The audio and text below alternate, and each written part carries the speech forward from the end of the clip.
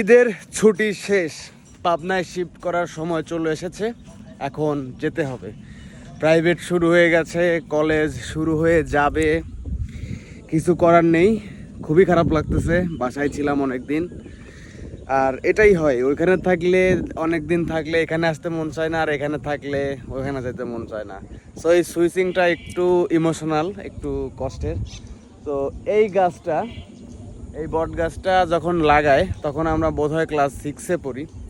তো এই যে স্কুল, এই স্কুলে তখন আমি ক্লাস 6-এ পড়ি, তখন এই বট গাছটা লাগাই। এখন অনেক বড় হয়ে গেছে, অনেক এখানে একটা বট গাছ চত্বরই হয়ে গেছে। সবাই এখানে চা পানি খায় আর বসার জায়গা করে দেওয়া হয়েছে। সো আজকের ব্লগটা এই সুন্দর জায়গা থেকে, মাঠের কোণা থেকে বিদায় নিচ্ছি। সবাই ভালো থাকবেন, সুস্থ থাকবেন, আর আমার জন্য দোয়া করবেন যেন আপনাদের জন্য সুন্দর সুন্দর ভিডিও মেক করতে পারি।